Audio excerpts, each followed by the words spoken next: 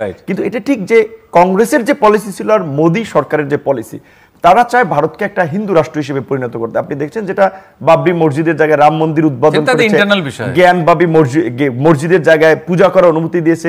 তাদের যে হিন্দুইজম এর যে একটা পলিসি, আপনার ইসরায়েলের মতো, ইসরায়েল যেমন চায় পৃথিবীর বুকে প্যালেস্টাইনকে মুছে দিয়ে একটা ইহুদি রাষ্ট্র করতে, ভারতও সেম পলিসি নিয়ে আগাচ্ছে। মোদী সরকার এজন্যই আওয়ামী লীগকে ক্ষমতায় রেখেছে। যে আরে এরা কারা, কোত্থেকে এলো? জিয়াউর রহমান নাকি যুদ্ধ করেননি, তিনি পাকিস্তানের গুপ্তচর ছিলেন, এই ধরনের উদ্ভট কথা বলে হাসিনা ও তার সাঙ্গপাঙ্গরা। মানে যারা তাকে বীর উত্তমের উপাধি দিল, তাহলে শেখ মুজিবুর রহমান কি বোকামি করেছেন? এই যে অধুনা ভারতীয় পণ্য বর্জন আন্দোলন চলছে, আমি নীতিগতভাবে সমর্থন করলেও স্ট্র্যাটেজিক্যালি আমি এটাকে সমর্থন করি না। মস্কারা করে কথা বলবেন না তো আঙ্কেল। জয় হিন্দ বন্ধুরা, আমি দীপ আর আপনারা দেখছেন দীপ ইনফরমেশন। তো বন্ধুরা, বাংলা একটা প্রবাদ বাক্য আছে যে পাপ কোনোদিন বাপকেও ছাড়েনি, ইতিহাস সাক্ষী আছে লবণও কোনোদিন পোকা ধরেনি। এক্স্যাক্টলি আজকের দিনে পাকিস্তানের অবস্থা কি সেটা আপনারা নিজে চোখে দেখতে পাচ্ছেন। সেম সিনারি কিন্তু হতে চলেছে পূর্ব পাকিস্তানের সাথে। বর্তমান সময়ে পূর্ব পাকিস্তানে কিছু বুদ্ধিজীবী আছে, তারা বর্তমান সময়ে ভারতের যে রাজনীতি আছে সেই রাজনীতি থেকে শুরু করে ভারত যেভাবে এগিয়ে যাচ্ছে আর ভারতের যেভাবে কাজ হচ্ছে সেটাকে নিয়ে তাদের আলোচনা। এমনকি তারা তো ভারত আর পূর্ব পাকিস্তানের মাঝে যে বর্ডার দেওয়া আছে সেই বর্ডারটাকে নিয়ে তারা ডিসকাস শুরু করেছে। তাদের বক্তব্য যে ভারত আর পূর্ব পাকিস্তানের মাঝে যে বর্ডার আর যে সীমান্ত হত্যা, সেই সীমান্ত হত্যা ইসরায়েল আর ফিলিস্তিনিদের মাঝে যে বর্ডার আছে সেটাকেও ছাপিয়ে গেছে। কিন্তু এখানে এই সমস্ত বর্ডারে বা সীমান্ত হত্যায় যে সমস্ত মানুষগুলো মারা যায় বা গুলি করে মারা হয়, তারা কি কোনো ভালো লোক থাকে? যাই হোক, আসি মেন টপিকে। বর্তমান সময়ে পূর্ব পাকিস্তানে কিছু বুদ্ধিজীবী বা কিছু সাংবাদিক আছে, তারা এমনভাবে ভারতের সমস্ত কিছু বিষয়কে নিয়ে হাইলাইট করে বা তুলে ধরে যেগুলো শুনে আপনারাও অবাক হবেন। কেননা আজকের দিনে তাদের দাবি যে বর্তমান সময়ে ভারত যেটা পূর্ব পাকিস্তানের ঘরের ভেতরে করছে সেটা একদমই ঠিক নয়। তো দেখুন বন্ধুরা, একটি দেশ উন্নতি কিভাবে করবে সেটা তাদের একান্ত ব্যক্তিগত ব্যাপার। এখানে অন্য কোনো দেশের ইন্টারফেয়ার করা কোনো মানেই হয় না। কিন্তু যে সমস্ত পূর্ব পাকিস্তানের মিডিয়া আর পূর্ব পাকিস্তানের জার্নালিস্ট আর কিছু মাদ্রাসা ছাপ ব্যক্তি আছে, তারা যেভাবে ক্লেম লাগায় ভারতের ওপর, সেই সমস্ত কথাগুলো একবার আপনারা নিজেরাই শুনে নিন, তাহলে আপনাদের সামনে সবকিছু পরিষ্কার হয়ে যাবে। তার আগে ছোট্ট রিকোয়েস্ট, চ্যানেলটিতে নতুন হলে সাবস্ক্রাইব আর ভিডিওটিকে লাইক করতে কেউ ভুলবেন না। একটা দেশের নির্বাচন কিভাবে হবে সেটা সে দেশের জনগণ ঠিক করবে। আর আওয়ামী লীগ 75 থেকে 96 পর্যন্ত ক্ষমতায় ছিল না, তখন বিপক্ষ যারা ক্ষমতায় ছিল ভারতের সাথে তাদের রিলেশন ছিল না। বেগম খালেদা জিয়াকে 2012 সালে মনমোহন সিং ইন্ডিয়াতে লাল গালিচা বিছিয়ে দিয়েছে না। সবচেয়ে বড় পণ্য, আগে হাসিনার বিরুদ্ধে আন্দোলন করতে হবে, হাসিনাকে সরালেই ভারতকে বর্জন করা যাবে। ভারতও তো চায় যে অন্য রাজনৈতিক দলগুলোর সাথেও বাংলাদেশে একটা সম্পর্ক রাখতে, কিন্তু এটা ঠিক যে কংগ্রেসের যে পলিসি ছিল আর মোদী সরকারের যে পলিসি, তারা চায় ভারতকে একটা হিন্দু রাষ্ট্র হিসেবে পরিণত করতে। আপনি দেখছেন যেটা বাবরি মসজিদের জায়গায় রাম মন্দির উদ্বোধন করেছে, জ্ঞান বাবি মসজিদের জায়গায় পূজা করার অনুমতি দিয়েছে। রহমান নাকি যুদ্ধ করেননি, তিনি পাকিস্তানের গুপ্তচর ছিলেন, এই ধরনের উদ্ভট কথা বলে হাসিনা ও তার সাঙ্গপাঙ্গরা। মানে যারা তাকে বীর উত্তমের উপাধি দিল, তাহলে শেখ মুজিবুর রহমান কি বোকামি করেছেন? এই যে অধুনা ভারতীয় পণ্য বর্জন আন্দোলন চলছে, আমি নীতিগতভাবে সমর্থন করলেও স্ট্র্যাটেজিক্যালি আমি এটাকে সমর্থন করি না।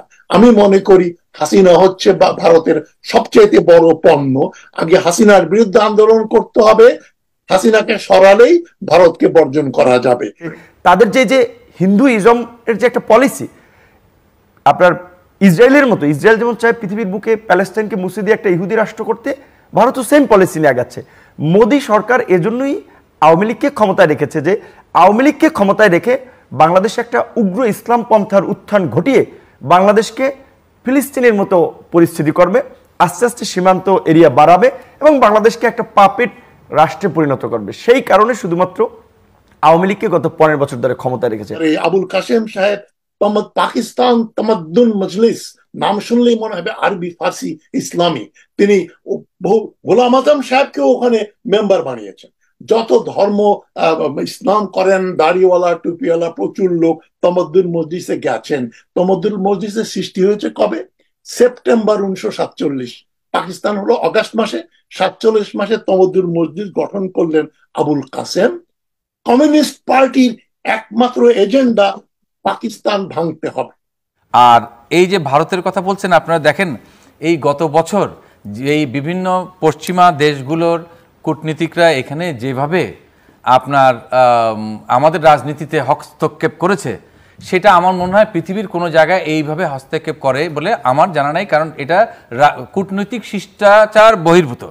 এবং সেখানে আমরা হাস ভাই দেখছি আর অনেকটা দেখছি, তারা কিন্তু সাংঘাতিকভাবে মানে প্রতিটা জায়গায় এই মিটিং ওইটে সারাক্ষণ তারা ব্যস্ত ছিল।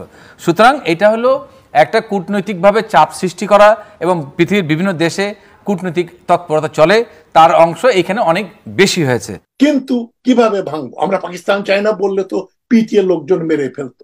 ইসলামের মাধ্যমে আমরা ইসলামিক পাকিস্তান গড়ব, তমদ্দুন ইসলামিক সভ্যতা গড়ে তুলব, এবং তাকে গোল্ডেন অপরচুনিটি দিয়ে দিলেন। ঐতিহাসিক দুর্ঘটনা বলবো আমি এটা, মোহাম্মদ আলী জিন্নাহ 48 সালের মার্চ মাসে ঢাকায় এসে একবার রেসকোর্স ময়দানে আরেকবার কার্জন হলে বললেন, Urdu and only Urdu shall be the state language of Pakistan. আর যায় কোথায়? তাকে পাকড়াও করলো। কারা কারা পাকড়াও করলো? মোহাম্মদ তোহা, আব্দুল মতিন, তারা কারা? উৎপাদনের জন্য যে বাদ দেওয়া হচ্ছে রাজ্যগুলোতে, তার ফলে বাংলাদেশের উত্তরাঞ্চল আরো মরুভূমিতে পরিণত হচ্ছে। উত্তরাঞ্চলের মানুষ ইতিমধ্যেই দুর্ভিক্ষে আছে, খরায় আছে, ভবিষ্যতে আরো তৈরি হবে।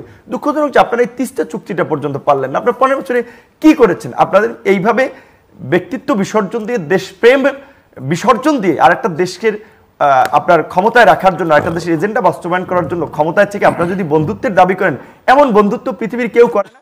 আমরা এমন বন্ধুত্ব চাই। নোয়াখালীর কমিউনিস্ট অ্যাক্টিভিস্ট মোহাম্মদ তোহা এই 1975 পর্যন্ত গলা কাটার রাজনীতি করতেন। পরে বলেছেন আমি আর গলা কাটার রাজনীতি করব না। সন্ত্রাসী রাজনীতি বিশ্বাস করতেন। এই যে আপনাদের আব্দুল মতিন সিরাজগঞ্জের, উনি কমিউনিস্ট পার্টির মেম্বার ছিলেন, এবং তখন কিন্তু মুসলিম লীগের নেতৃবৃন্দ নুরুল আমিনরা বলেছেন, দেখো এটা একটা কমিউনিস্ট এবং ভারতীয়রা উস্কানি দিয়ে করাচ্ছে।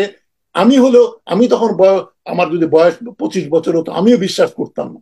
আমি বলতাম না না না, এটা বাঙালিদের মনের দাবি, রাষ্ট্রভাষা আমাদের করতে হবে। এখন হয়তো জনগণ রাস্তায় নামতে পারছে না, আন্দোলন করতে পারছে না, কিন্তু পৃথিবীর কোন দেশে আপনার এই মিশরে হোসনি মোবারক ছিল 21 বছর, ইন্দোনেশিয়াতে সুয়ার্তো ছিল, চসেস্কু ছিল রোমানিয়াতে, পৃথিবীর সমস্ত স্বৈর শাসকদের একটা নির্মম নিষ্ঠুর পতন হয়েছে। তো আমাদের দুঃখ লাগে এটা যে আমাদের প্রধানমন্ত্রী, আমরা সেই পতন আমরা দেখতে পাচ্ছি। টুডে অর টুমুরে এটা হবে। পাকিস্তান আর যায় কোথায়? তাকে পাকড়াও করলো। কারা কারা পাকড়াও করলো? মোহাম্মদ তোহা, আব্দুল মতিন, তারা কারা? নোয়াখালীর কমিউনিস্ট অ্যাক্টিভিস্ট মোহাম্মদ তোহা এই 1975 পর্যন্ত গলা কাটার রাজনীতি করতেন। পরে বলেছেন আমি আর গলা কাটার রাজনীতি করব না। সন্ত্রাসী রাজনীতি বিশ্বাস করতেন। এই যে আপনাদের আব্দুল মতিন সিরাজগঞ্জের, উনি কমিউনিস্ট পার্টির মেম্বার ছিলেন, এবং তখন কিন্তু মুসলিম লীগের নেতৃবৃন্দ নুরুল আমিনরা বলেছেন, দেখো এটা একটা কমিউনিস্ট এবং ভারতীয়রা উস্কানি দিয়ে করাচ্ছে। আমি তখন আমার যদি বয়স 25 বছর হতো, আমিও বিশ্বাস করতাম না। তো বন্ধুরা, এটাই ছিল আজকের ভিডিও।